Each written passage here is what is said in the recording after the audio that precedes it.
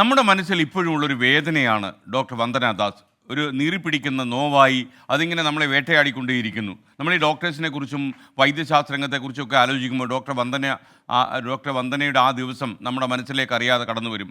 ആതുര സേവനത്തിനിടെ കൊല്ലപ്പെട്ട ഡോക്ടർ വന്ദനയ്ക്ക് നീതിക്കായി ഇപ്പോഴും ആ കുടുംബം നിരന്തരം പോരാടുന്നു. കൊട്ടാരക്കര ഗവൺമെൻറ് താലൂക്ക് ആശുപത്രിയിലാണ് അപകടകരമായി ഡോക്ടർ വന്ദന കൊല്ലപ്പെട്ടതെന്ന് നിങ്ങൾക്കറിയാം. ഒരു നരാധമൻ്റെ കത്തിക്ക് ഇരയാകുകയായിരുന്നു ഡോക്ടർ വന്ദന. ഞാനിപ്പോൾ ഇത് പറയാൻ കാരണം ദേശീയ ഡോക്ടേഴ്സ് ഡേ ആണെന്ന്. ആരോഗ്യ പ്രവർത്തകരുടെ നിസ്വാർത്ഥമായ സേവനങ്ങളെ പ്രത്യേകം നമ്മൾ ആദരിക്കേണ്ട ദിവസം, അതോടൊപ്പം അവരുടെ സുരക്ഷ ഉറപ്പാക്കേണ്ട ദിവസവും.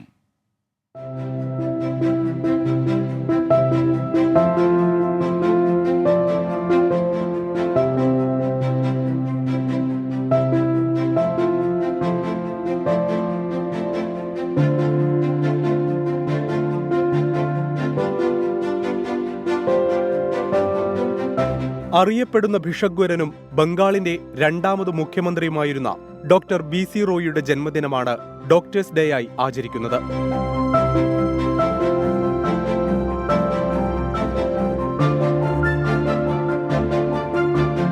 മുഖ്യമന്ത്രിയായപ്പോൾ പോലും ആതുര സേവനത്തിൽ വ്യാപൃതനായിരുന്നു BC റോയ്.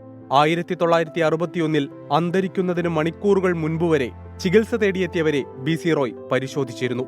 അർപ്പണബോധവും നിസ്വാർത്ഥ സേവന തൽപരതയും മുഖമുദ്രയായ തൊഴിലാണ് ഡോക്ടേഴ്സിന്റേത്. കോവിഡും നിപയുമടക്കം രോഗങ്ങൾ സൃഷ്ടിച്ച ആഘാതങ്ങൾ അതിജീവിക്കാൻ കരുത്തു പകർന്നവരാണ് ഡോക്ടേഴ്സ്.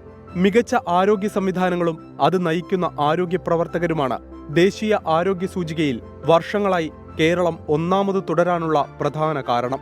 ആതുര ശുശ്രൂഷ ജീവിത ദൗത്യമായി സ്വീകരിച്ച ഡോക്ടർമാർക്ക് പലപ്പോഴും അർഹമായ പരിഗണന ലഭിക്കുന്നില്ല. തൊഴിലിടങ്ങളിലെ സുരക്ഷ മറ്റേതു ജീവനക്കാരെയും പോലെ ഡോക്ടർമാരുടെ അവകാശമാണ്. മാസത്തിൽ 5 ആരോഗ്യ പ്രവർത്തകരാണ് കേരളത്തിൽ രോഗികളുടെയോ കൂട്ടിരിപ്പുകാരുടെയോ അക്രമത്തിന് ഇരയാകുന്നത്. സർക്കാരും സമൂഹവും പ്രതീക്ഷിക്കുന്ന നേട്ടങ്ങൾ ആരോഗ്യരംഗത്ത് നേടുമ്പോൾ മെച്ചപ്പെട്ട സൗകര്യങ്ങൾ ആരോഗ്യ പ്രവർത്തകർക്ക് ഉറപ്പുവരുത്തേണ്ടത് നമ്മുടെ കടമയാണ്. Research desk 24.